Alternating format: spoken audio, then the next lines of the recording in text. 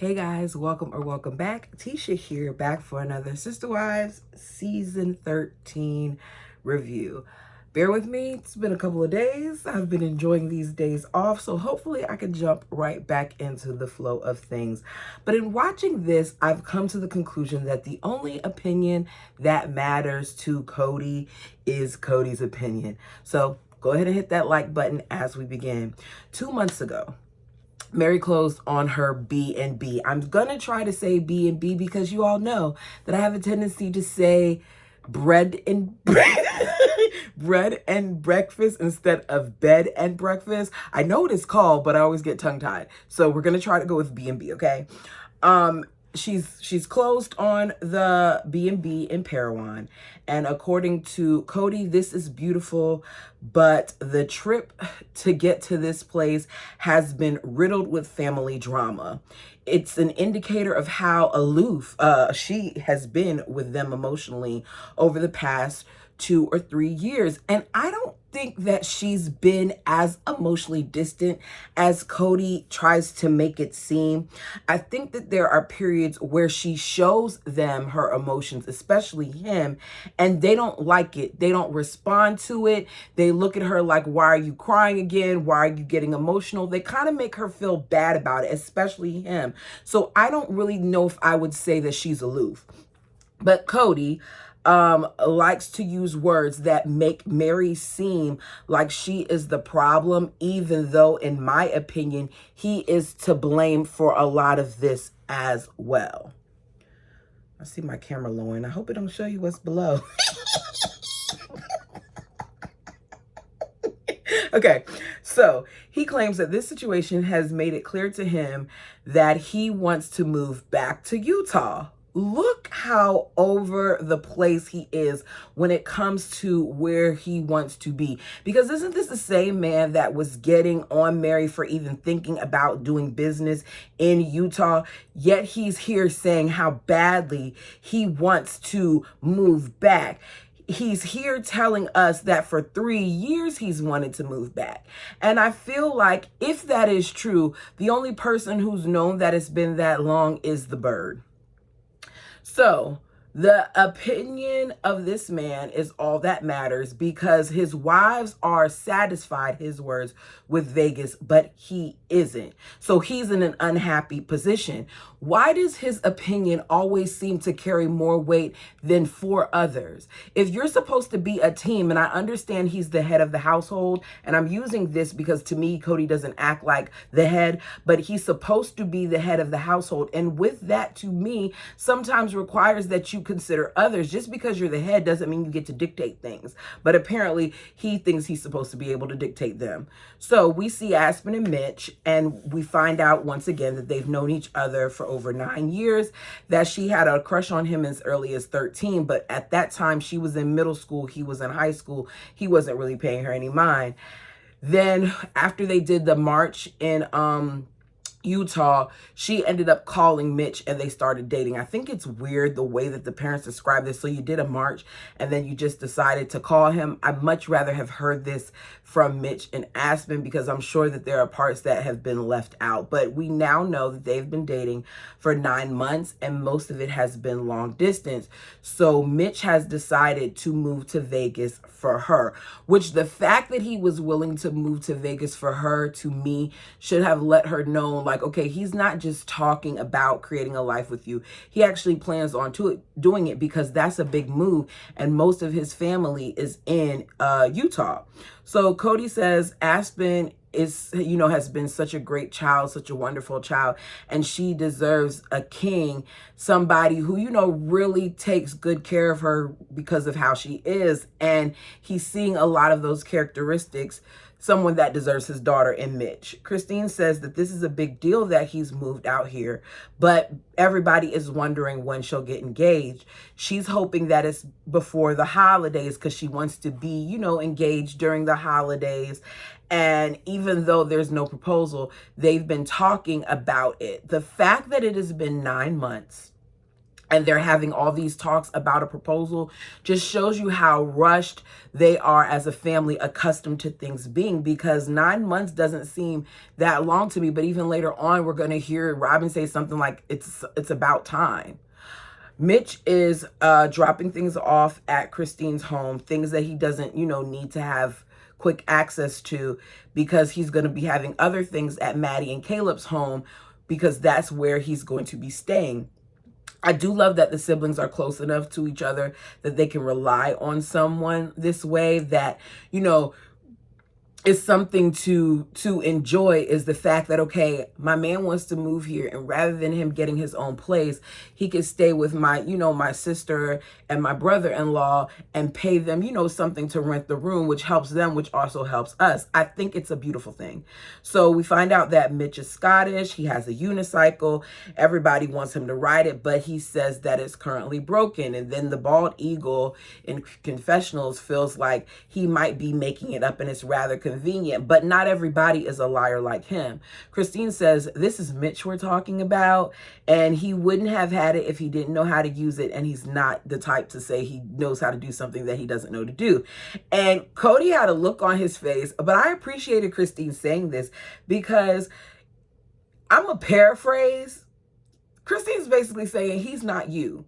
He doesn't just get things to say that he has them. He actually utilizes them and knows how to use them. And he's not a hoarder like you. So I appreciated her saying it. After most of the work is done, the bird ends up flying out of her coop. Wait a second. It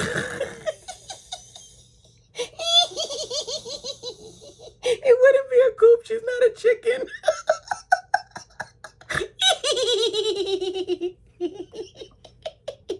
I mean, the bird flies off of her nest, right? Her nest.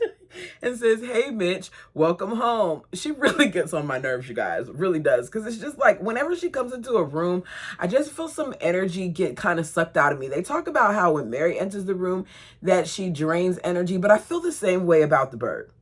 So she points out that he has a 15-passenger van and says, do you plan on filling it up? And he says, yes, with tools. And I'm like, good job, Mitch. Let them know that we're not about to go this route. Y'all aren't about to start talking polygamous. Because throughout the episode, each one of the adults at various times reminded us that he grew up from a polygamous family. But his mom and dad weren't polygamous. So why do you keep talking to us about polygamous, when even though he's experienced it, with some of his other family members and his parents' siblings, it's not something they did. Just like how a lot of your kids aren't doing it. Kody explains that 15-passenger vans are common in their church, and that a lot of them, have them because of how big their families are. Even one of his friends bought a bus because of how many people it holds. And I want to know who's this friend, because I'm beginning to believe that Kody doesn't have actual friends. Just saying. A lot of his friends tend to be the siblings of his wives or the friends of his wives. Kody says their culture is a tradition, has a tradition that you don't do certain things before marriage, and that with this move, Mitch and Aspen are following their own values. I believe someone said in the comment section on a previous video with McKelty and Tony that they admitted on Patreon that they did not follow that value system. So, and I don't really feel like Maddie and Caleb did either. But here we're being told that that's the system that Aspen and Mitch are following. So Kody says, I'm pleased with her decision, but I am a parent of an adult child, so it's her decision, which is true. But it's interesting how each daughter gets a different reaction when it comes to their mates. It seems like he really, really had open arms for Caleb, which I kind of understand why, because they already knew him. They already interacted with him. He had been a part of his brother's family for a long time. Tony got the poop end of the stick because they didn't care for him. And I think one of the reasons why I personally didn't care for him is because he reminds me a lot like Tony. But I'm beginning to feel like some of what they did to Tony in the previous season, talking about the money and the things that Tony was saying, was very much so storyline, as some of you had said in the comments. And I'll kind of go more into it when we get closer to the money situation, when we see Aspen stuff, okay? Despite Mitch being surrounded by plural marriage, now that Aspen is in love, Kody says it's clear that she doesn't want plural marriage. But the bird says they won't even know whether or not they want plural marriage until the time comes or doesn't come. I guess that piece has to do with the testimony, but it's clear that Aspen doesn't want it because she's already said it in a previous episode that she does not want plural marriage, that they had this discussion, and she repeats it again here because they love showing us the same confessionals over and over again and just place them in different episodes. So Janelle points out that she didn't grow up in, as a polygamist, so she doesn't know, but correct her. Does it normally seem like, one of the other spouses initially are more drawn to the idea than the other? And Mary goes in a roundabout way to say her mother was the one who had interest and had to convince their dad. And then Kody says his mom was the one who had interest and had to, tell his father to come on. So that seems to me like the answer would be yes.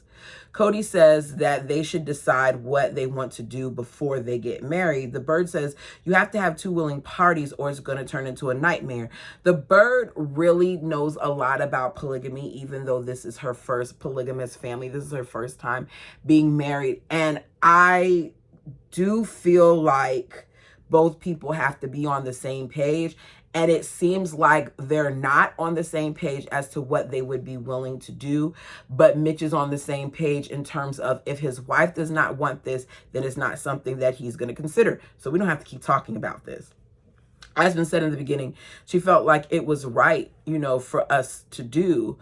But now that she is where she is with him, she doesn't feel like it will ever be right for them. And he says he wouldn't force her to become a polygamist. And even if she were open to the idea, he doesn't think he would go out and seek another woman. So if it were to happen, somebody would have to go to Aspen first. They're playing all this tense music while this conversation is happening, and it's just getting a little irritating to me because it's not necessary. We already know that Aspen doesn't want to be a polygamist.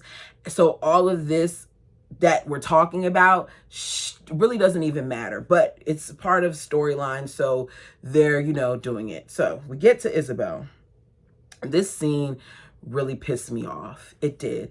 Because it just shows how inconsiderate Kody is and how stupid he is, and how even though that his daughter is currently battling scoliosis in this episode, that he hasn't done the necessary research to even understand the effects of scoliosis. And I'm talking from somebody who has not researched it, but I had a friend when I was in dance school who had scoliosis and ended up getting the rod in her back, and she told me some of the things that she went through prior to getting the rod. So I don't understand why Kody didn't take the time to get knowledge about this situation. And you can tell he didn't based on some of the things that he says. So let's go ahead and get into it. So today they're heading to see Dr. Camp, the orthopedic surgeon. Christine says to her, the curve looks worse. But Kody says, whether it looks worse or not, I don't think I would consent to surgery unless I thought it was life-threatening to her. Why is it always about him? Kody and his thought process and how he pushed it off on his daughter and the things that he said to her while she was sitting at the table lets me know that he is part of the reason why she continued to suffer while dealing with her scoliosis. Christine says the concern is that if it is not under 30, that she's going to need the surgery eventually anyways. And he says it doesn't matter. Gwen points out that it's threatening to her self-conscience, or confidence, I think she said. And Kody's response was that it's just all rhetoric. The facial expression that Gwen made to his response in that moment is the same expression that I would make. She was like, what are you talking about? She gets at her age that what her father is saying isn't right. She looks perplexed. Christine says, I'm team Gwen on this, and there are other options other than just putting a rod down her back. Christine points out how she doesn't want to wear certain clothing because you can see her spine and how embarrassed she is by it. And Kody is acting like this is just a cosmetic procedure. And it annoys me because even though they were at different times and different parts of the body. One is more visible to others. He didn't hesitate when Dayton got the additional cosmetic procedure to correct the droopiness of his eye. Yes, at some point that droopiness could have affected his sight. And I know that these are two completely different situations, so I may be reaching here. My point is, why is it that you don't hesitate with one, but this other child has to suffer more in order for you to be willing to have surgery on them? He says, other than to monitor it, I don't plan on going back to Dr. Camp anymore. I don't want to go back. I don't think it matters what you want to do. I appreciate what he has to say, he says, but I'm not into surgery, and it's always the direction and energy of that clinic. It's all about surgery, and I don't want you to go there anymore. It doesn't matter what he wants to do. If it was all about surgery, then the minute that she went over a 30 curve, he would have said, okay, let's go ahead and fix this and do surgery on her spine. But he has been monitoring it for a reason. So him saying that just shows that Kody is ignorant. He says, so this is our last visit. I think that avoiding surgery when it comes to anything is important, but with cancer or something like that, it seems okay. So apparently he's now a physician too. Kody doesn't care about her issues. He doesn't care about how this is affecting her self-confidence. I hate to go there, but this is one of the major problems that Kody has when it comes to his children. What they're going through doesn't matter to him. And I'm talking across the board. And I don't think that Kody realizes how much these situations have affected their lives. I'm hoping that with the tragic loss of Garrison, that he is more considerate of them. But because I legitimately believe that Kody has some deficits, I don't think that even with that, he's still going to get it. I think that he's still going to find a way to put that off on other people and not take ownership of the part that he played in that. And I think that he continues to put off the part that he's played in Isabel and her suffering. Christine says, you may not feel like that, but she may. Kody says, Isabel is beautiful. I don't care that her spine is curved. She's still beautiful. So do you really think that scoliosis is just about beauty? Depending on the curvature, it can affect the way someone breathes. It changes mobility. It causes chronic back pain. It causes pelvic pain. It causes pain to the legs due to nerve compression. And I can go on and on and on about the things that it does. I'm sure if I looked it up, there would have been far more things than that. So it's more than about appearance, but he's making this about appearance, which lets me know he didn't look into it. He's over here talking about the scar and the titanium messing with him. It's not in your body, and you wouldn't see the scar because you're all about modesty, modesty, modesty. So would you even see it? He's standing up, leaning against the sink, drinking his water as he's molting before us. His hair looks horrible. He looks horrible. He's just getting on my nerves. Anyway, so Isabel comes down to eat. Christine asks her, about the exercises that the doctor has already said. Her actual surgeon has said that he doesn't feel like it can hurt anything, but it's not reversing anything either, right? So in other words, he doesn't really feel like it's working. So we find out that Isabel has been doing like 80% of her exercises. And the bald eagle lets her know that that's not good. That's like getting a D. And I'm like, okay, 80% is not a D. It's a C in some places and a B when you're at college, like a B minus. So stop guilting her. Isabel says that the exercises are hard and that she has these migraines that happen a lot. And I don't know if that's related to what she's going through, but she also has migraines that are happening. And as a result, when she's having the migraines, her doing those exercises is just too much. And anybody who's had an intense migraine understands that. I know when I get very bad migraines, I have to like lay down because I'll get to the point where when it's really bad, I get nauseated from it. So I can only imagine the way that this teenager feels while she's going through it, and she's expected to put this apparatus on her and walk around with extra weight on this side and all these other things while having a migraine. Christine is like, Dad has anxiety about this appointment. And I don't like that they do this. I like Christine, but I don't like that she's doing this either. There have been various medical situations that have happened throughout life that have involved my son and me being scared, even when my mother was in the hospital, and I did not reveal the anxiety or the nervousness I had about that situation with my son because I did not need him to take on my fears. He was dealing with his own. So after we got through the hump, yes, I revealed certain things to him, but I refused to tell him how bad things were at various points because the children should be able to just be children. Why are you putting that on her? Why are you telling her about her dad having anxiety about the situation? Like he's the one with the curvature. Like he's the one who has to go to the doctor's office and stand there as they continue to x-ray her body and things of that nature. Why do we care about how he feels? Isabel saying how, she feels like it looks like it's gone down and how she feels better about it. And Kody pops her bubble and says, none of this basically matters until we talk to the doctor, right? You're having all these warm fuzzies, but we need to hear what the doctor says. And although it may seem cruel, I kind of agree with that let's just wait and see what the doctor says. Not that she's, feeling better about it. I want her to feel better about it, especially because she's the one who's going through it. But I don't want her hopes to be up unless, they've talked to the doctor. So Christine lets us know that a couple weeks ago, Isabel told her she wants the surgery. Now, this is very important because we're hearing this in confessional, but when Isabel is in front of Kody, she says something else. We'll get to it.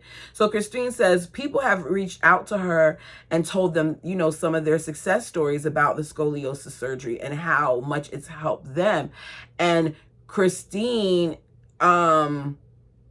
says like that, uplifted her spirits.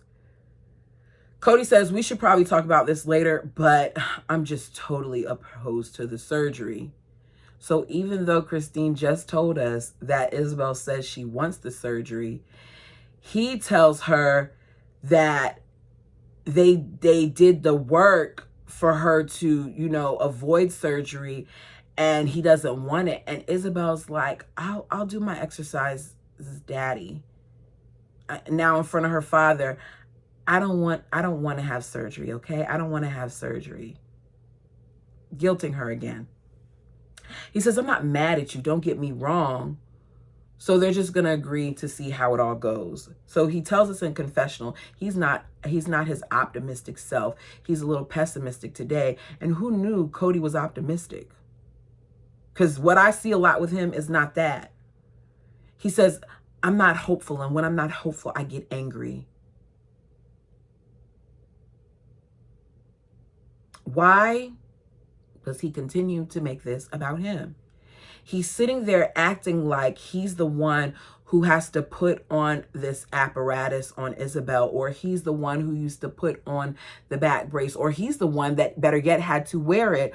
He's the one who has scoliosis. He's the one who had to sleep and be in pain. He's the one who's being joked by friends and ridiculed. He's the one who's uncomfortable to sit. He's the one who cries and who's experiencing the emotional pains from this. Good grief. It's all about him. And at not one point during this episode did he really consider his daughter's feelings.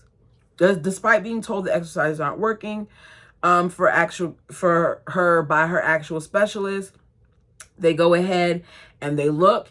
And the good news is that the curve hasn't increased. It's still 42 degrees. And Kody looks at her and gives her a thumbs up like this, and she's smiling. Dr. Camp states that this is a good visit, that her growth has slowed down, which also may be affecting, the rate of the curve, and that until it stops, she still is at risk, but it will be less of a risk.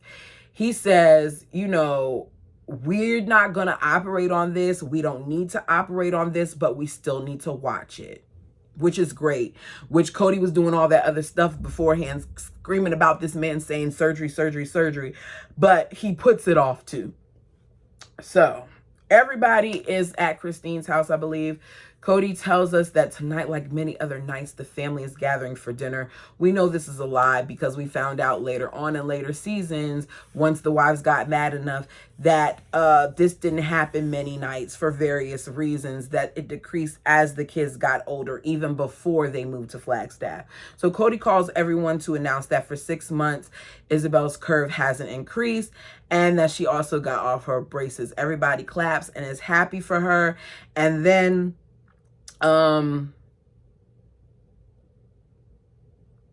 wait, what? Oh, and then Aspen, says, we're super happy for Isabel. And Kody says, we've been waiting for this one for a long time. The bird says, these two are so slow. I appreciate people actually getting to know each other before getting married. I'm not knocking those who do it quicker. I know a lot of couples who have had successful marriages after only dating for a few months. I'm saying there are some people who are creatures like Kody that you actually need more time to vet them to see who they really are. Because in the beginning, they're great at giving you a facade, that honeymoon stage where everything's great. But once you sit and you see them a little bit, you realize that there are some things there that may be lacking. So she says, we're not pregnant, but we are engaged. Isabel's the first to hug them. They zoom in on the ring, and it's a modest ring with a gold band, and she loves it. We're reminded yet again about Mitch being from a polygamous family. So they want to do their wedding in Utah in June. According to the calendar behind them, it is currently January, which shows you how quickly everybody moves. Christine is like, for once, can we have a kid who isn't marrying outside of the state? And Robin points out how one of the reasons why they keep having these destination weddings is because they've moved around as a family so much. And I said, okay, that's true. Or maybe it's because they want to do it in an area that has certain views and is around a lot of family, because Mitch has a lot of family there. Kody looks at Robin and says, don't blame me. Vegas is not home. It is exile. It's just where we live. Lehigh was home. The bird's laughing and she's like, I'm not being serious. As I said before, how did we go from Vegas being considered his Plymouth to now it's exile? He said, they basically chase us off. I don't think it's funny at all. I realize you guys are teasing, but I'm very serious about this. Really, it's not funny. No one gets it. Meanwhile, the bird is still laughing. She's laughing more than any of the other wives. And he's really, really mad about it. And I was laughing at how mad he was about it because it's really not that serious. But Kody is a drama queen. And I'm not trying to say it like it's derogatory. He's just drama. He's drama filled. Maybe I should have said drama king. He is drama. He's a bunch of unnecessary pent up aggression, a bunch of emotion without emotion. Like his only emotion is anger. Why are you so angry about this when you're the one who picked this, when you and Robin, in my opinion, picked Vegas because it was close to her family? Just my thoughts. You all can tell me yours. Kody then says, Mitch, I gotta know, did you get more pressure from Christine or Aspen to pop the question? And he says probably Aspen, but in confessional, he says definitely Aspen. He said it got to the point where even the most simplest conversations turned into, talks of marriage. That they ended up taking a trip to Seattle to help move Mitch's mom. He's very familiar and comfortable with that area, so he decided to do it there. So he took her to a walk by the waterfront in the dark where they could see all the lights, and he proposed to her. I said, okay, that's very sweet. I want my next proposal, I said next, to be to be an intimate moment. I feel like in a world where everything is captured by film, that it would be nice to just have that moment with my significant other. Yeah, maybe I'll reveal some of the pictures and things like that. Or, it could be small and intimate, but I don't want it to be this huge thing. I just don't. I don't want the show of it. Just show me you love me and keep it moving. And for those who have the big ones, that's nice too. But I just don't want that. Just like I don't want a big wedding. I want a small wedding and I want a big party for a reception. That's just what I want to do. That money that you put into all that other stuff, yeah, we can put that into our home. Aspen said that he didn't even really get a chance to finish asking her before she was like, yes. And she said, he said, I'm a man of few words, got on one knee and said, Aspen, would you marry me? And she immediately was like, yes, and started pulling him up to kiss her. And he's like, wait, I got to put the ring on you first. Even looking at them talk about it, you can see the love and excitement between them. And given how Aspen has been on this show and how she even presents herself currently, I really always appreciated Aspen. And I feel like because Aspen, like Logan, was put in this parental role, it's nice to see her do things the way that she wants to do things and have somebody put her first. She even says that she liked how he did it because she comes from such a large family. She wanted their proposal to be intimate because you don't have a lot of intimate moments, and this provided that. They show Ariella the ring, and she says, it's so pretty, and tells Mitch one time. I thought that was funny. It sounds like a plan. So we come back from commercial break. Touring places in Salt Lake for a wedding. Kody reminds us that the weddings aren't cheap, like he paid for any of the weddings that we've seen on our screen. I gotta be honest, the fact that they use money as a storyline when it really shouldn't have been annoys me. So I don't care to hear him complain about money unless it's actually coming out of his pocket. Because let's be clear, if it weren't for his 3 girls getting married during these seasons and Mary and the catfish situation, what else would they have had to show us? Hannah is Mitch's mom. Heather is Mitch's sister. And they're there with the moms and the couple to look at the 3 venues. Aspen doesn't really want a large wedding. She's just doing this because of their families. Mitch says he would like a small one too, but he does want his family to be there because his family is very close. Aspen says the wedding is about them. She doesn't want to hurt others. So they're looking to invite 150 people for the wedding, but they're expecting as many as 400 people for the reception because Mitch has between 400 to 500 first cousins. That's a lot. Not cousins, first cousins. I thought we rolled deep, but first cousins, that's a lot. A lot. So Janelle talks about how much Kody flirts because they feel like he's flirting with Hannah. Some of the wives even thought it too. Robin says, I just realized that, the reason why you do that is because she's the safest woman in the room for you to talk to. You can't do that with us when we're all around each other. I would absolutely hate that life. So we always got to act platonic every time around each other. I can't smile at you or anything like that. Like, it's weird. Maybe that's why a lot of them sometimes just come off as cold to me when they're all together. Anyways, Aspen says, her father is charming and charismatic and social. He's not a flirt. We don't care. The villa place that they first look at, it's nice. It's $4,000, but they have to pay for, it's just $4,000 for the venue. That doesn't include food and cakes and all that other stuff. But it doesn't really matter because they didn't pick it. Next is the lodge. Aspen begins to introduce everybody for the first time. I'm hearing her refer to all the moms as Mom Mary and Mom Robin and Mom this and Mom that. And she says she does this when they're in this type of setting. It's her normal. Robin and Mary aren't into this place, so they're not going to say a bunch. Neither am I. It was a lodge, and it just didn't seem like it could even fit all of those people. And then the lady sitting down there talking about, like, we got a 5-disc CD changer for music that some of the weddings use, some of our smaller weddings. And I'm like, oh, this definitely can't be the place. Kody talks about dancing again, even though he's not that good. Hannah apparently dances too. So Lakai is next.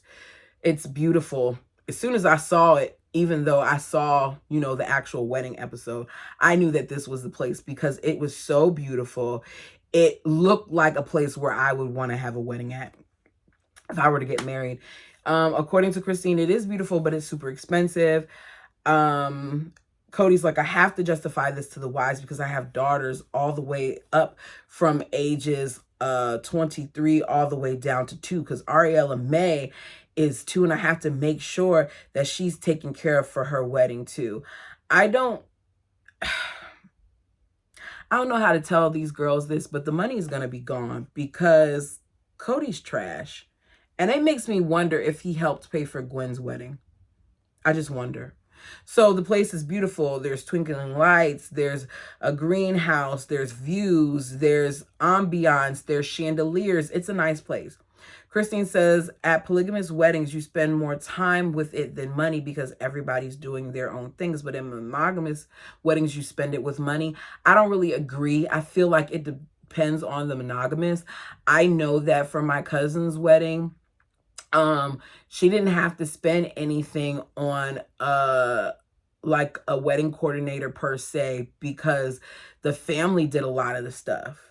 So the food was what cost, you know, the most amount of money. And for real, my other cousin, when she got married, like it was at a Italian restaurant was where the reception was held, and they had food there. But my grandmother made the macaroni and cheese and the rice and peas and the oxtails to go along with the other food that they had there, because we were told we can bring in our own food too. And the people was tearing up what my grandma made more than what the venue made.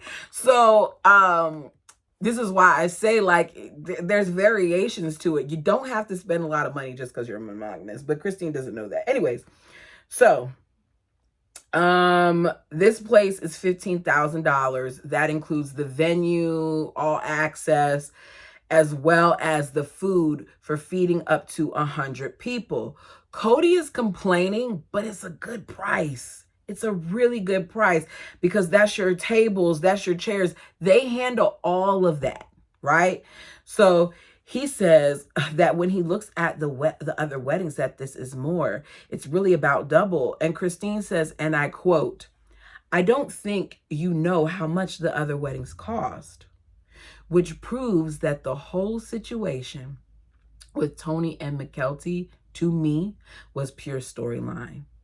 Janelle seconds that and is like, yeah, because food was more than anything else for Maddie's wedding. We spent no, she says her catering was like $9,000. So this is a good deal. Kody's like, but I'm thinking about the other guests and how much that's going to be. So that's going to, you know, that's going to make it double. And Christine's like, the other guests aren't going to be getting full meals. So will it cost a little bit more? Yes, but we get things that they can nibble on.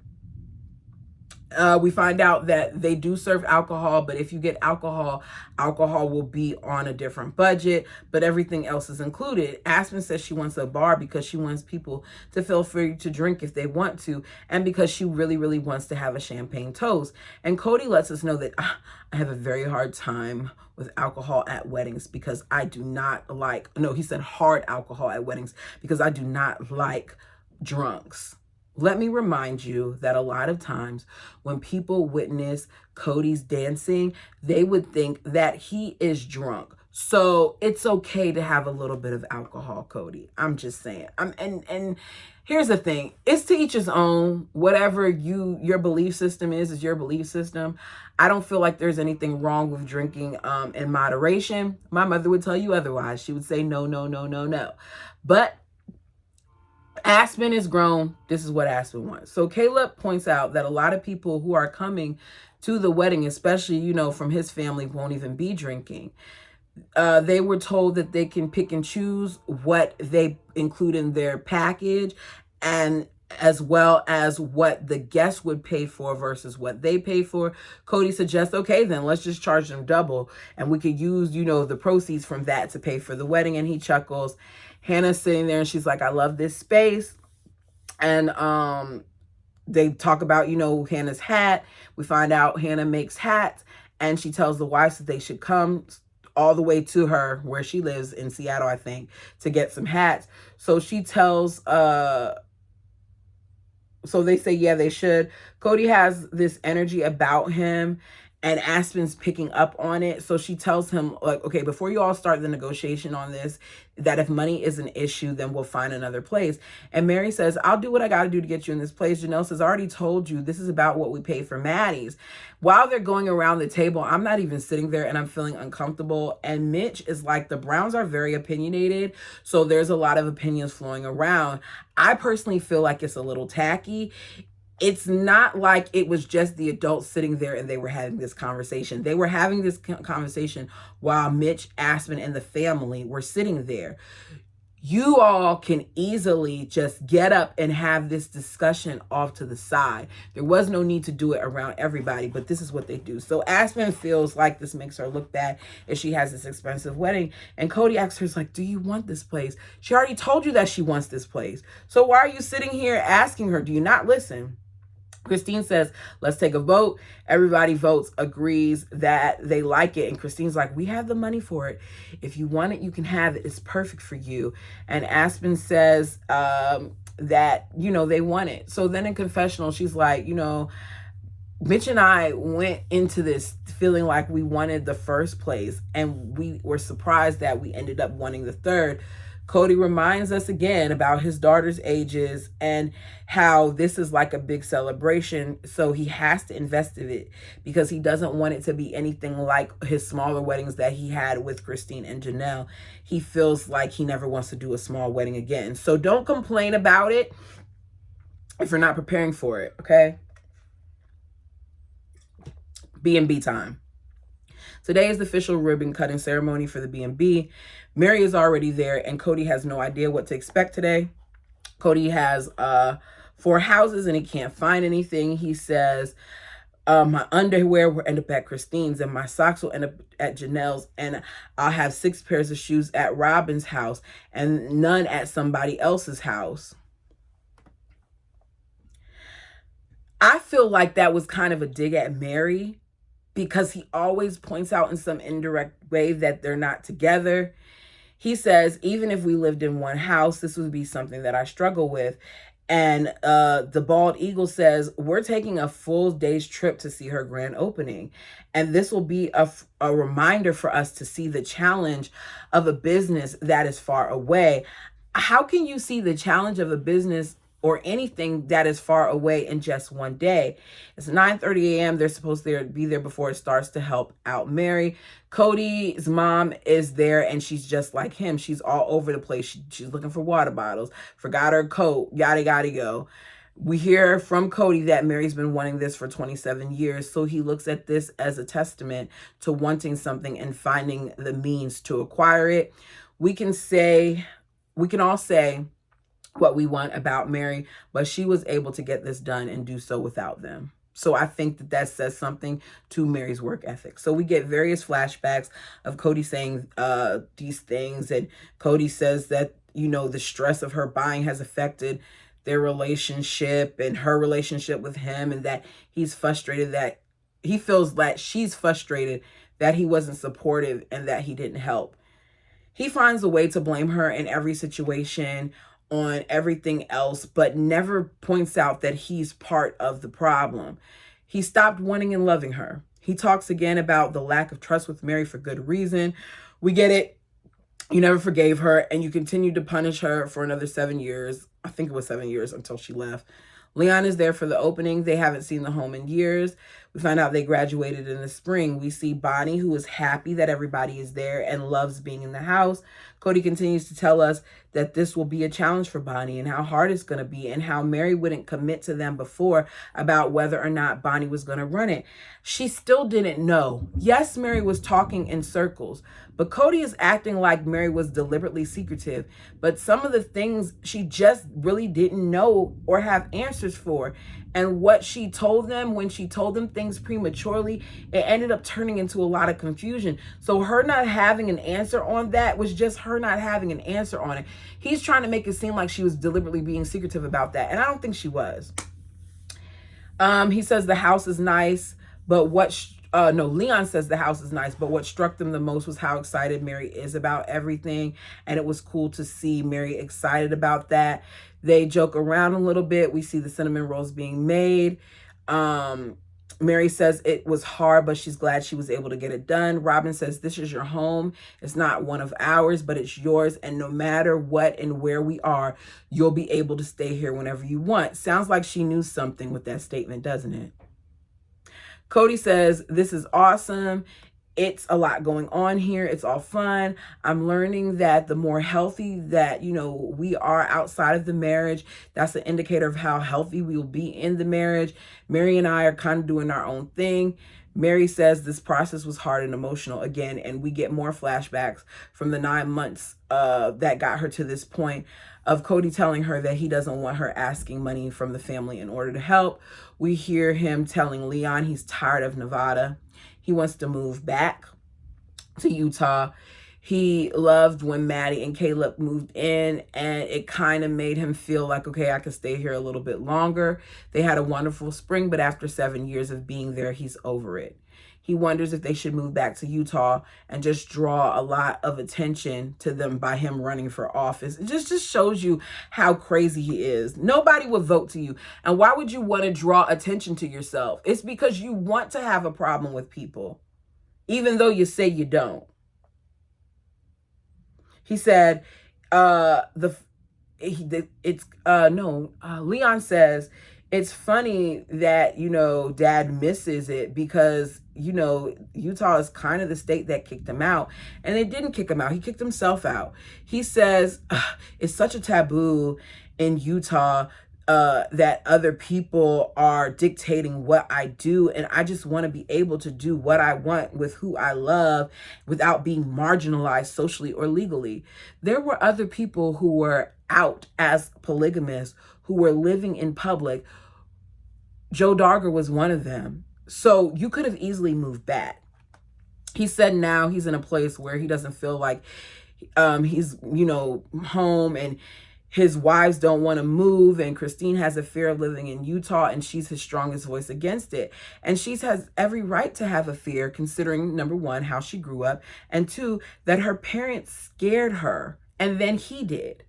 He admits that in secret moments with his wives, they've all had some barriers into moving back. We then see the mayor come to cut the ribbon. He's just happy to have some media there in their little city and that this could bring them some additional business. He doesn't care about them being polygamous. Mary and Kody cut the ribbon. I'm not sure why she let him join her, but she did. Leon lets us know that all of this is great for Mary, but this is not my dream. It wouldn't be mine either. Christine says that this is nicely decorated and Kody loves it. She's telling Mary this, and he's even saying it's magical. She's surprised Kody is more choked up, about it than Mary is. Kody's mother asks Mary if she's going to retire there. That's another interesting question to me. I feel like everybody else knows that Mary's out but Mary. I'm just saying, because why would you ask her if she's planning on retiring there when her family doesn't live there? Mary tells her it depends on where the family is because I need to be close to my family. Kody says this all just reminds him of how much he wants to move back. So I want to know where Flagstaff came from. Kody and Mary watch the sunset. It too is awkward. I've watched the sunset before with my significant other, and it's been complete silence, but it's been a peaceful silence. We may say a word here or there, but it's peaceful. But sitting here watching these two, if I'm by my man, I don't expect for it to be awkward. I expect for us to, rest in one another. And they're just standing there looking uncomfortable. Kody says, I'm impressed that she was able to pull this off. They make small talk about how healthy, the grass and all that other stuff is going to be and how nice this will be in the summer. She tells him, yeah, I may have a wedding scheduled. He says, that's great. Kody says, I've been a naysayer because you needed the confidence to do something without me.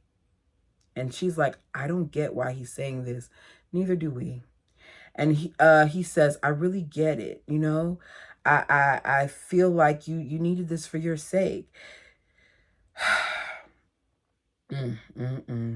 He said, you did this on your own. The real reason, she had to was because they couldn't help her. And Mary says, the family feels like she was using this as an escape, and they feel like she's kind of selfish on this one, but it's a dream that she's really been wanting forever. And that's how they end the episode. This is my final thoughts. Kody proves time and time again that he doesn't understand anyone's feelings but his own. The only person who he cares about or he listens to in that family other to himself, to me, a lot of times is the bird. In his mind, he's the man, he's the head of the family, and as a result, what he says is supposed to go. But in order to have that role, you have to actually exhibit head of household tendencies. I do not think that he realizes that he wasn't the alpha that he thought he was until Robin came along. I feel like for the first time, he had a wife that massaged his ego, and he found that in Robin. Then here comes the show, which puts a spotlight on their family as well as some of the issues. We see the jealousy, we see the favoritism, and then we see his ultimate humiliation. His first wife decides to have an emotional affair with a catfish that is later shared with us, right? And in addition to that being shared with us, more information was provided by the catfish about what happened than Mary herself. Things like pictures that Mary sent and the voicemails where she's telling this other man about how much better he is as a person than Kody. Remember, he's taller, he's smarter, he cares about her, he loves her, he's taller, all those things that were said. Then to find out it wasn't even a man. That's a hard pill to swallow for anyone, especially for a narcissist like Kody. And I'm calling him that because I feel like he has a lot of tendencies. And to me, that catfish situation made it a wrap. He was already done with Mary before that, but doing that was the final nail for him. And because they are public, and because he is a coward, and because he wants to appear to be this man who operates according to his belief system, he did not divorce her. But he kind of did a lot of things to encourage her to want to divorce him or to encourage her to want to leave. He wanted the money, but not her. It's not honorable to stay in a loveless marriage, especially when he's already done and actually seemed kind of cruel towards Mary. I don't like the way that he carried on with Mary for the latter part of these seasons. I feel like it was hard to watch, which is one of the reasons why I checked out. I feel like this family presented themselves to us for years as this united front, and they have not been. And by season 12, we really saw just how discombobulated they are. You all tell me your thoughts down below. Thank you so much. Until next time.